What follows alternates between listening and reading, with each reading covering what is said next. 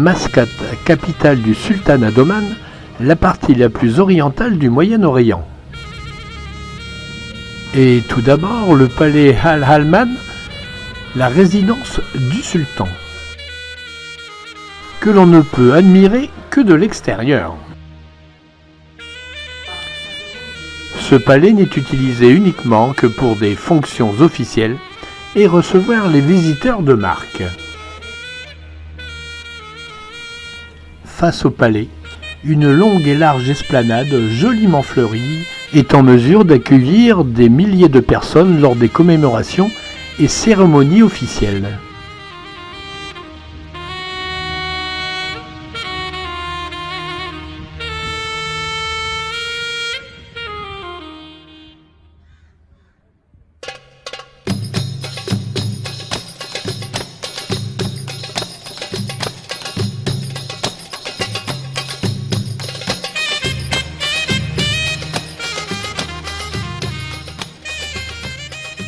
À 2 pas du palais, 2 forts impressionnants, perchés sur des rochers, dominent l'entrée du port de Mascate.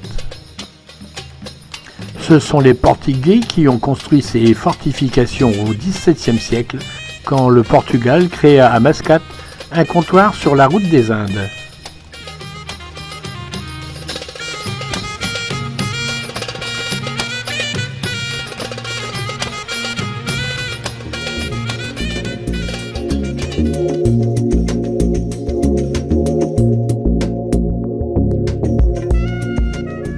Nous prenons maintenant la direction de la marina Al-Bandar afin d'embarquer sur un puissant bateau à moteur pour une balade sur la mer d'Oman.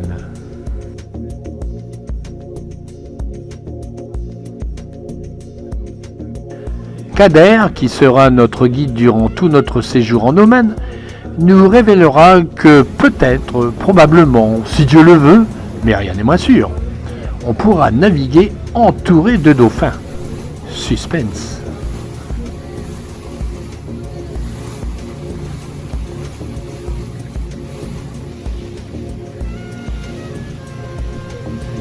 Et miracle, ils sont là, nombreux, sautant de joie à notre arrivée.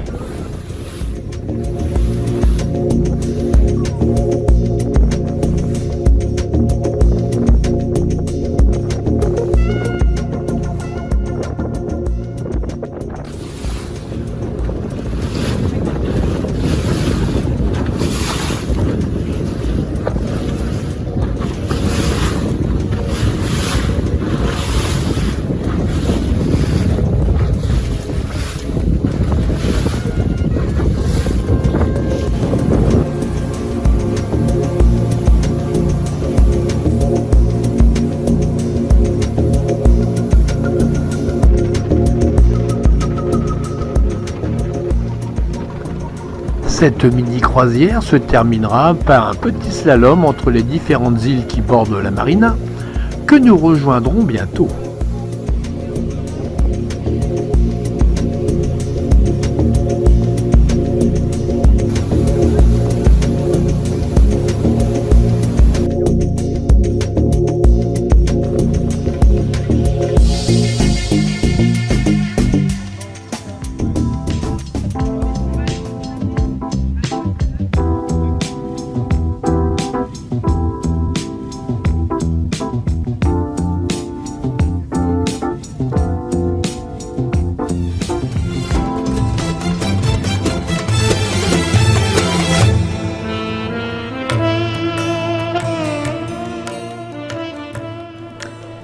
Visite de la maison d'Al-Zubayr.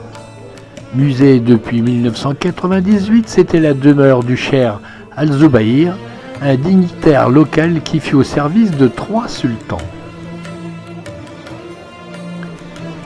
Collection personnelle de la famille, on y trouve de nombreux objets collectés sur plusieurs siècles qui racontent avec nostalgie le passé du pays, sa culture et ses traditions.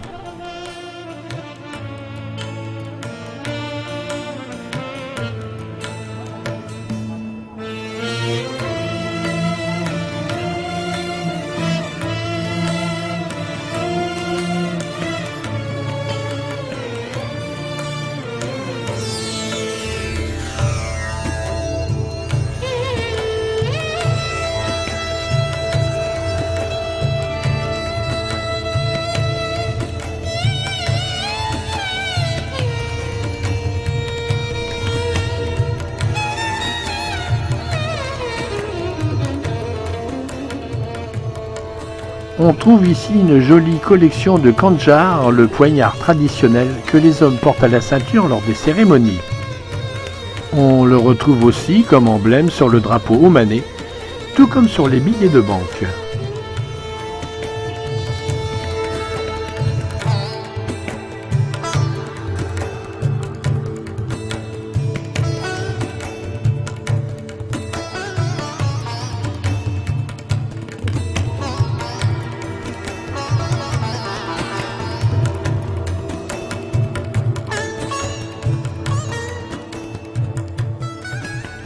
Au premier étage, on pourra admirer une belle collection de timbres ainsi que de pièces de monnaie rare.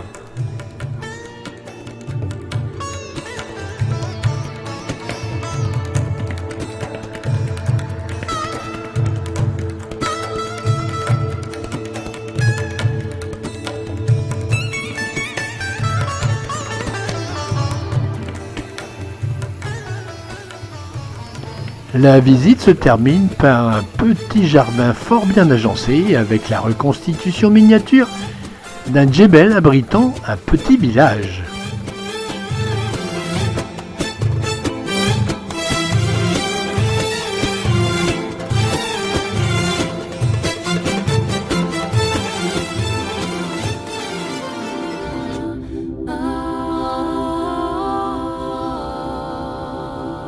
La corniche de Moutra, là où se rejoignent mer et montagne. Une magnifique promenade en bord de mer qui attire nombreux touristes, d'autant qu'on y trouve le vieux souk, point de ralliement des tours opérateurs.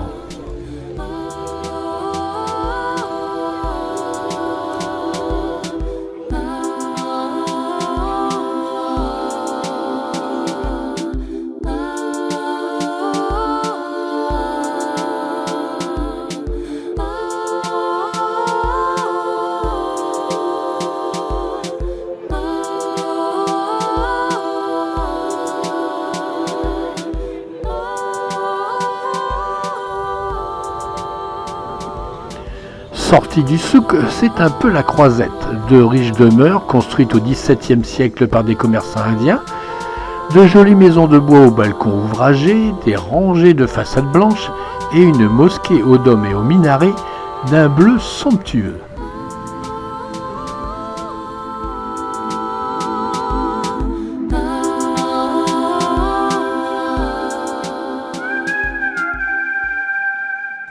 Rassuré. Ouvrant le rideau de ma chambre, je me sens rassuré sous la protection d'Allah.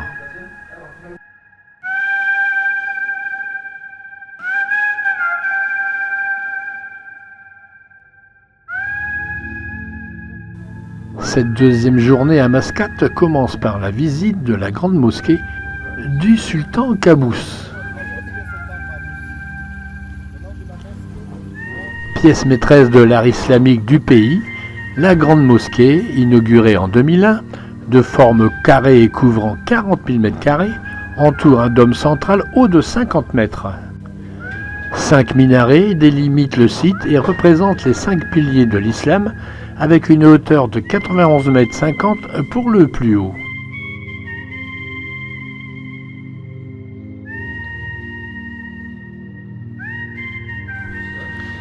Sa construction, faite d'une belle pierre de couleur sable, est généralement gravée d'ornements floraux et calligraphiques, reprenant les versets du Coran. De magnifiques couloirs à arcades offrent de jolies perspectives sur leurs arches, qui bien sûr protègent aussi du soleil les fidèles et les visiteurs. Mais la grande mosquée d'Oman, c'est aussi la mosquée de tous les records, avec son tapis persan qui recouvre la grande salle de prière, puisque c'est le plus grand tapis du monde, avec ses 60 mètres sur 70, il pèse 21 tonnes. C'est l'œuvre de 600 tisserandes iraniennes qui ont mis 4 ans à sa réalisation. Autre chef-d'œuvre hors du commun, le grand chandelier. Suspendu depuis le haut du dôme, 8 mètres de diamètre, 14 mètres de haut, il pèse 8 tonnes et demie. C'est le plus grand lustre du monde. Ces 1122 ampoules font resplendir les 600 000 pendeloques de cristal signés Swarovski.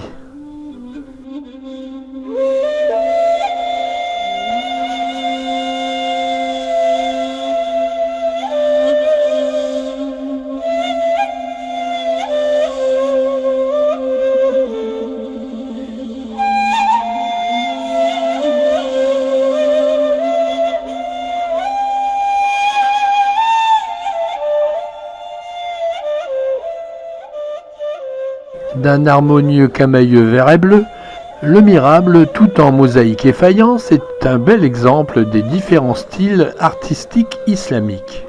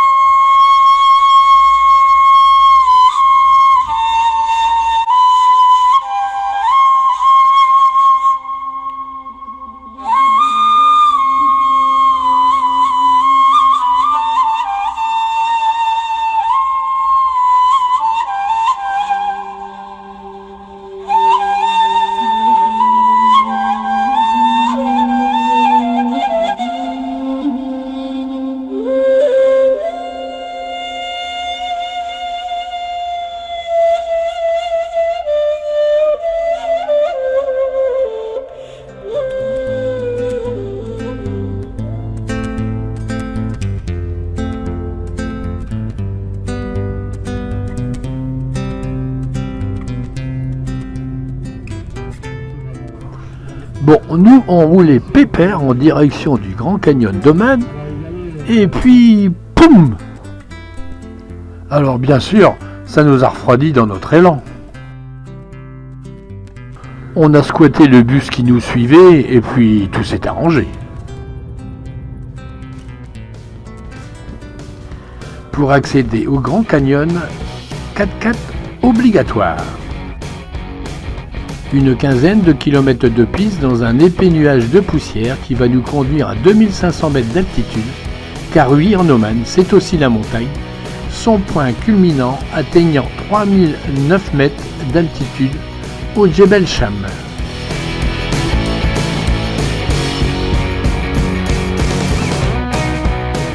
Mais d'abord, pause déjeuner dans un resto d'altitude. Au menu, brochette de dromadaire. Brochette trop petite, donc trop cuite. Pour la digestion, petite balade dans les jardins de l'établissement. Établissement qui accueille nombre de trekkers pour une ou deux nuitées, car c'est de ce point que partent de nombreux chemins de rando.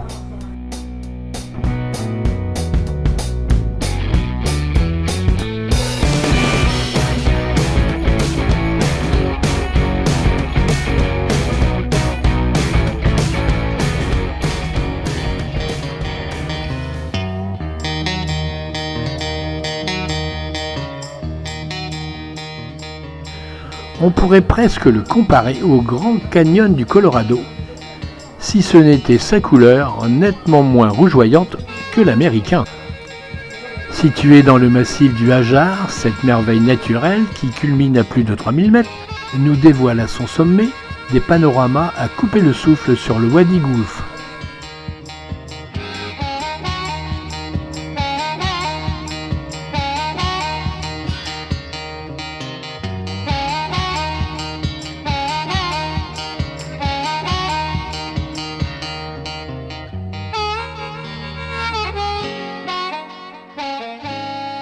D'une profondeur pouvant par endroits atteindre les 1000 mètres, l'idéal est de s'approcher au plus près du vide pour apercevoir tout au fond du canyon le lit de la rivière asséchée qui durant des millions d'années a su creuser cette curiosité géologique.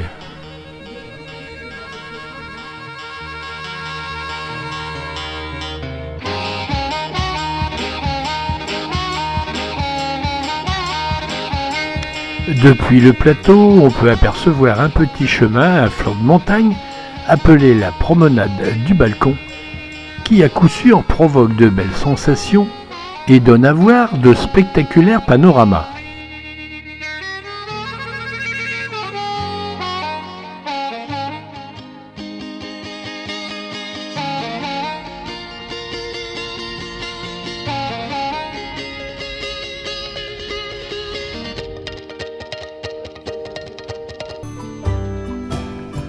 Retour dans la vallée et découverte du vieux village d'Al-Hamra et de sa verdoyante palmeraie, puis visite d'un village abandonné.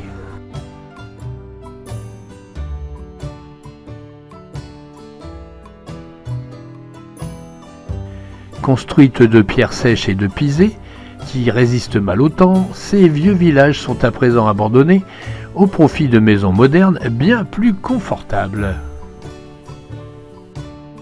Ancienne maison de l'imam, l'Abaït Al-Safa a été réhabilitée et transformée en musée pour rappeler la vie d'autrefois. Un rez-de-chaussée plutôt réservé à l'entreposage et à la transformation des produits, tout comme d'abris pour les animaux. Au premier étage, les pièces à vivre.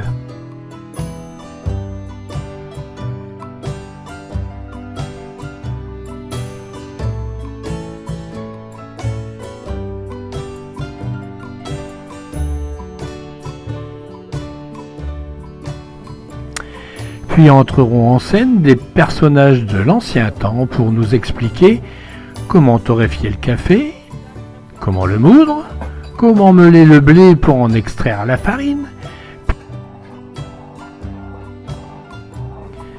qui servira à confectionner de délicieuses feuilles de briques artisanales.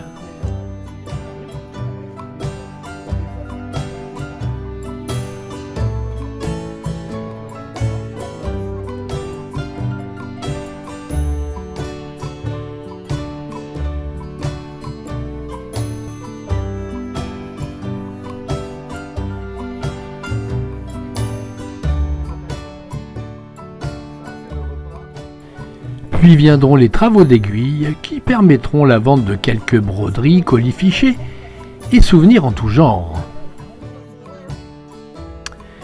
Dernier étage, la terrasse, endroit privilégié l'été pour des nuits au frais à la belle étoile. Et qui permettra à nous touristes de pouvoir contempler ce vieux village abandonné qui forcément va bientôt disparaître.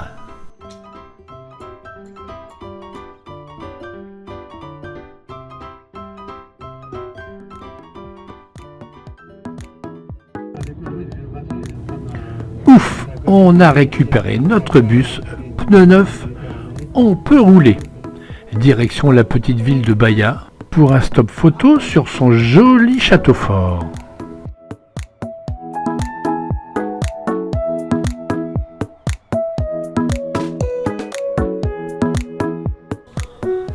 Djabren Castel. Cerné d'épais remparts, il est le fleuron de l'architecture locale. Bâti au XVIIe siècle, il servait de résidence secondaire au sultan. Sur 2 étages, exposition de quelques objets locaux du temps passé, puis la terrasse nous offre une jolie vue à 360 degrés.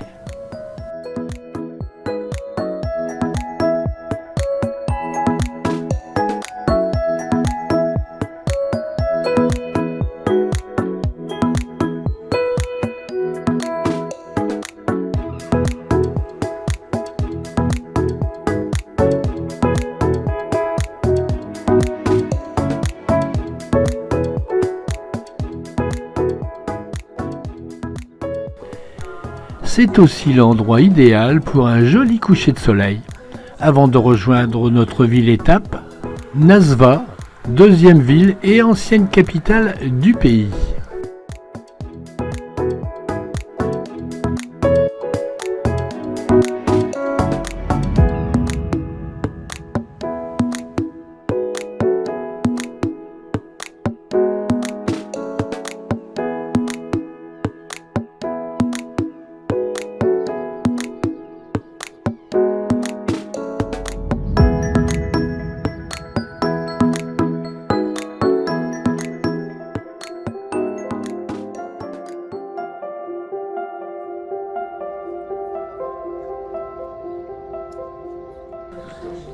Nizwa, au milieu de la vieille ville, la forteresse et sa tour de guet.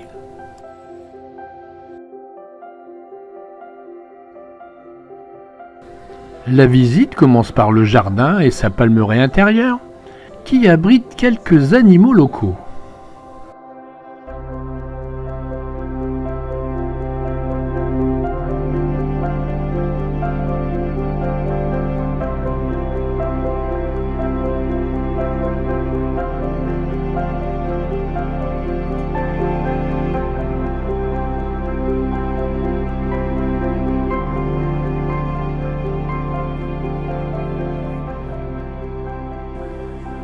D'abord quelques salles où sont exposées armes, outils, bijoux, tenues vestimentaires locales.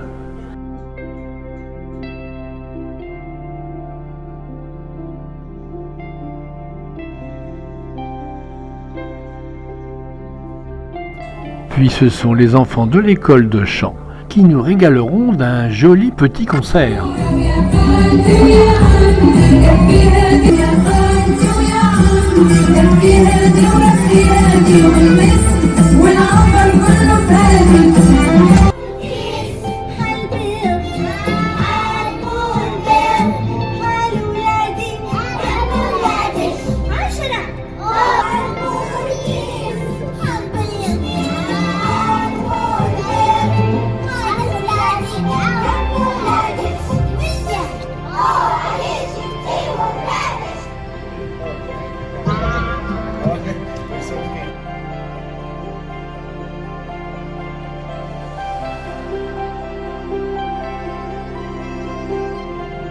Pour terminer par la visite de la tour qui laisse apparaître depuis ses créneaux un joli panorama de la ville et des montagnes qui l'entourent.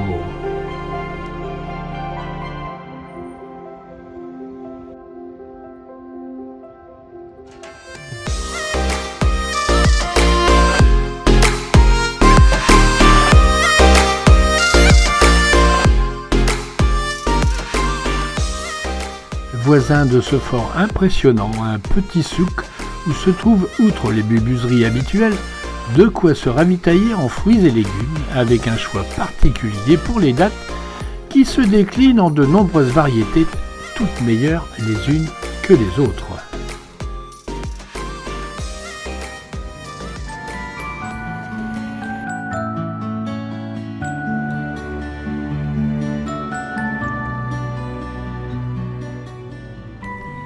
C'est maintenant l'heure de la grande aventure. Après quelques dizaines de kilomètres à travers les montagnes en direction du désert de Wahibasan, une fois encore nous changeons de véhicule pour des 4x4 mieux adaptés aux pistes qui nous conduiront à notre camp de base au beau milieu des dunes de sable.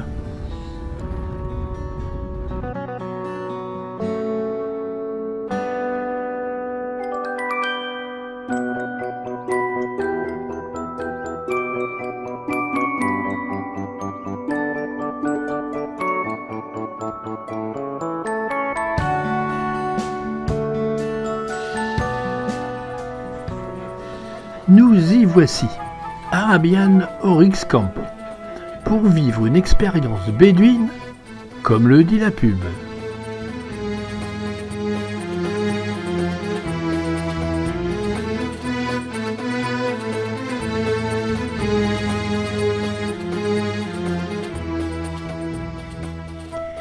L'immersion est totale, du sable à perte de vue, des dunes de sable pouvant atteindre plus de 80 mètres. Ça en rend certains tout perplexes. Quant à l'habitat, différents types de logements sont proposés, qui semblent tous très convenables. Spartiates, mais convenables.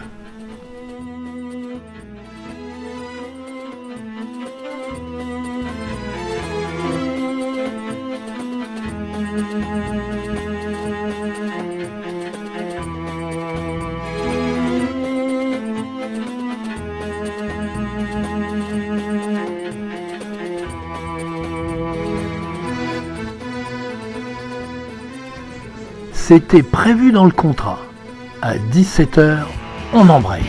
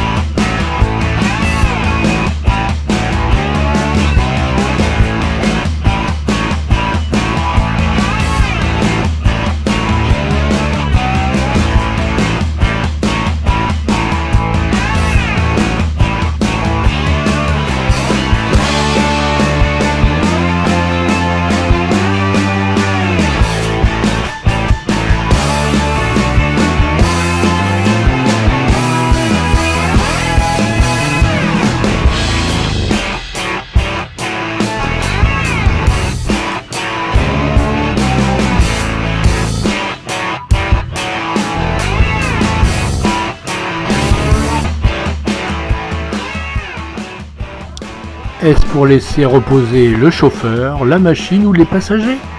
Toujours est-il qu'une pause au milieu de ce méga chahutage n'est pas pour nous déplaire.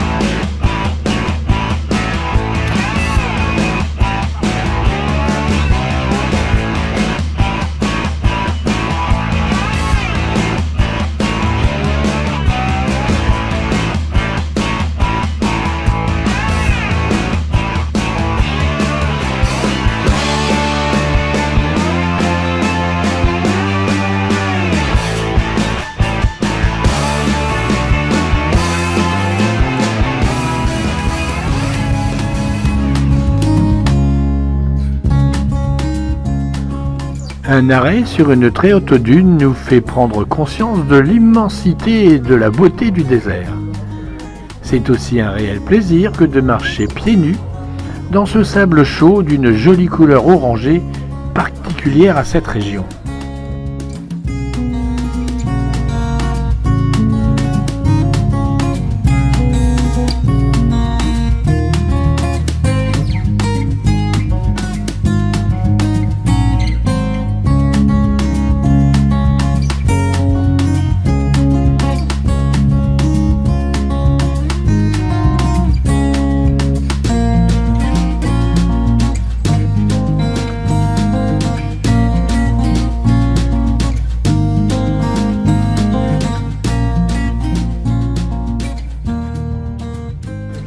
Mais le clou du spectacle, c'est une fois encore le coucher de soleil qui, ici plus qu'ailleurs, donne au paysage des couleurs merveilleuses.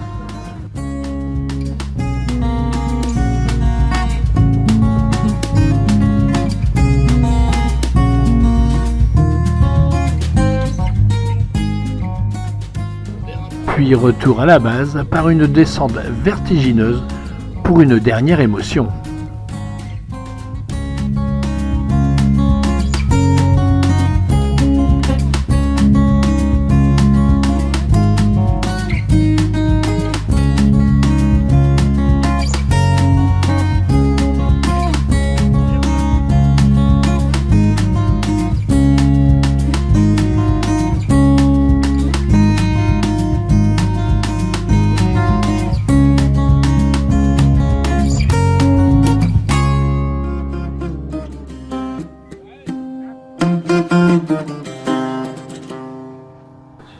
Ah oui, ça c'est de l'organisation. Tout est prévu pour que la soirée se déroule sous les meilleurs auspices. Ce qui fut.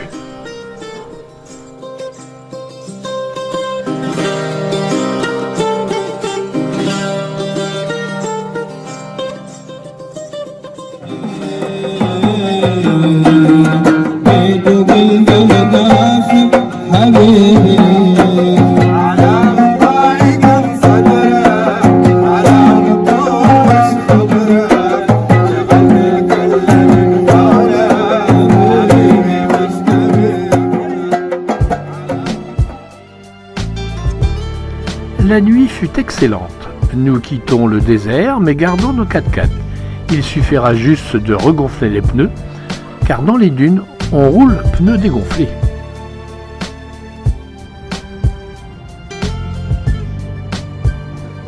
Une grosse heure de route qui nous conduira au Wadi Bani Khalid, un endroit très réputé où les touristes sont nombreux. C'est après avoir longé une longue palmeraie que l'on trouvera dans un pli de la montagne ce bel endroit.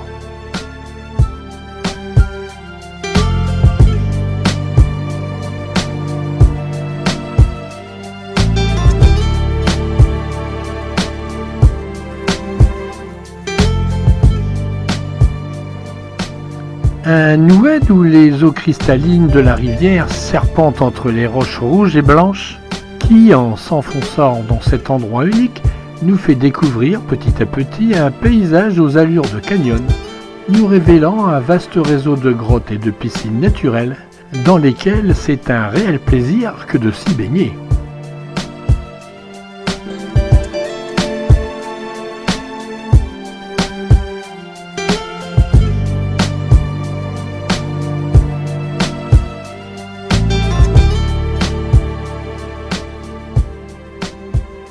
Une eau à la couleur turquoise, presque trop chaude, un décor de rêve, un soleil déjà cuisant malgré l'époque, impossible de résister à la baignade afin de se rafraîchir des efforts fournis dans ce chaos de pierres blanches et qui nous a menés jusqu'à ces bassins pas ordinaires.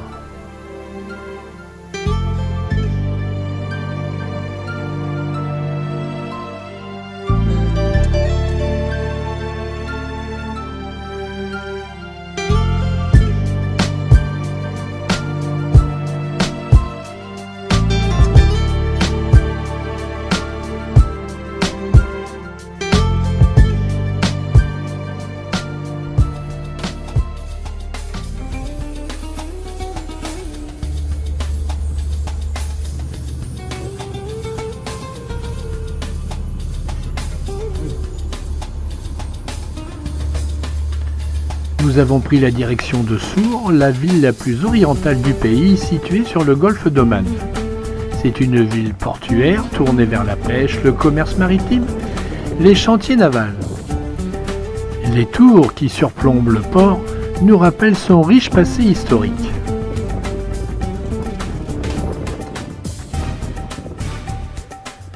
On trouve à Sour le dernier constructeur de boutres en bois, ces fameux voiliers traditionnels utilisés dans le monde arabe.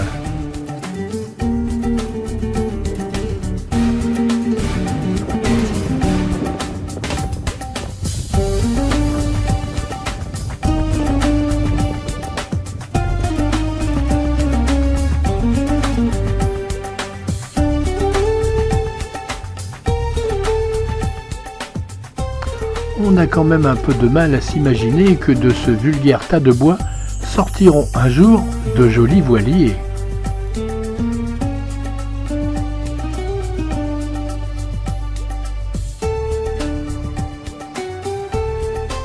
Dans ce petit musée, on en apprendra beaucoup sur l'art, la manière et la tradition pour construire ces embarcations.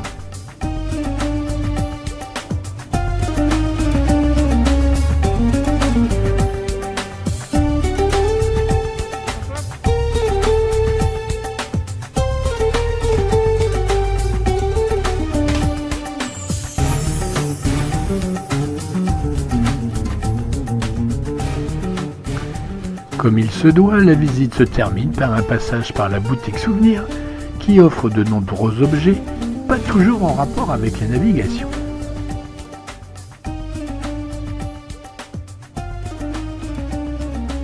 Après-midi détente au bord de la mer sur les plages de notre hôtel.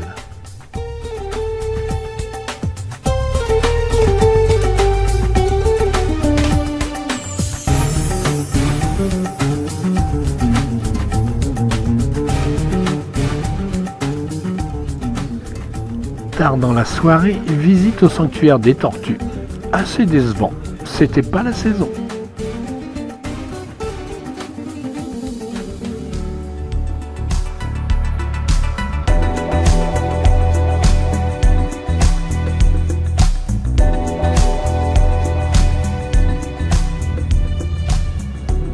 C'est notre dernière journée à Oman. La route qui nous ramène vers Mascate longe le golfe d'Oman. L'occasion de pouvoir apercevoir, en bord de mer, des usines de désalinisation. On en compte 17 sur tout le territoire du sultanat. Le Wadi Shab, c'est le plus connu de tout le pays. On commence par une courte traversée en barque.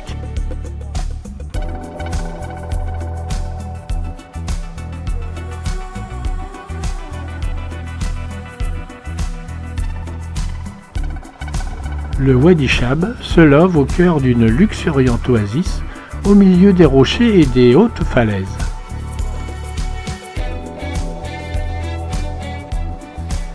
C'est une longue marche qui nous attend à travers de magnifiques paysages sauvages et très minérales.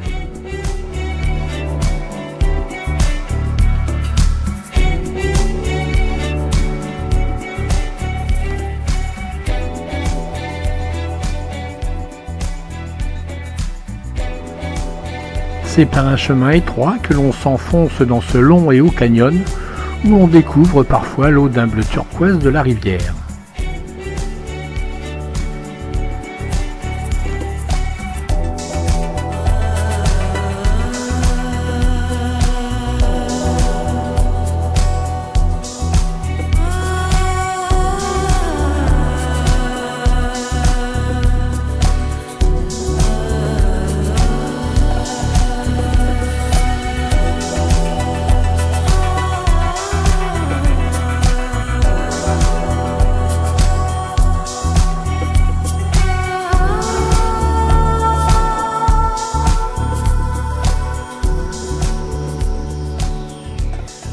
Une fin de parcours très compliquée pour accéder aux piscines naturelles où la baignade est autorisée.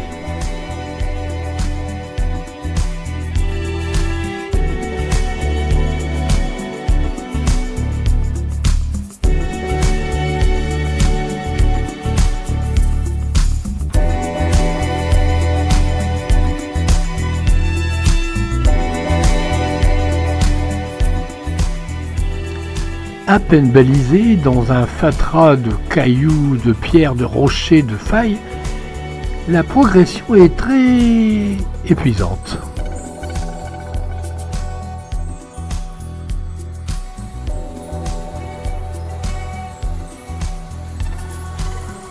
Et enfin, la récompense. Je peux bien l'avouer, ça n'a pas été toujours facile.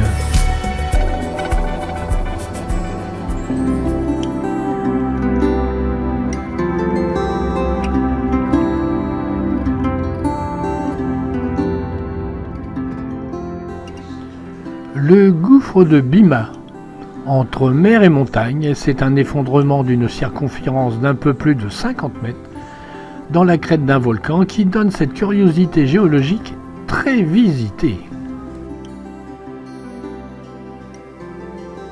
D'une vingtaine de mètres de profondeur, rempli d'eau douce, il est bien difficile de résister à l'envie de se jeter dans ce joli bassin aux eaux turquoises.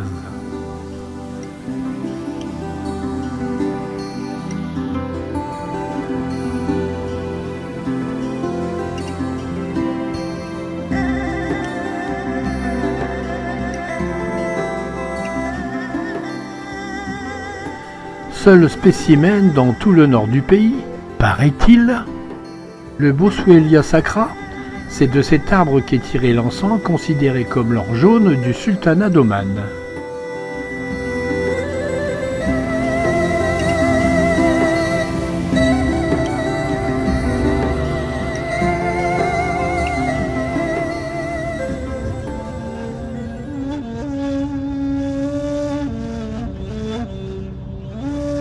Nous ne sommes plus qu'à quelques kilomètres de Mascate.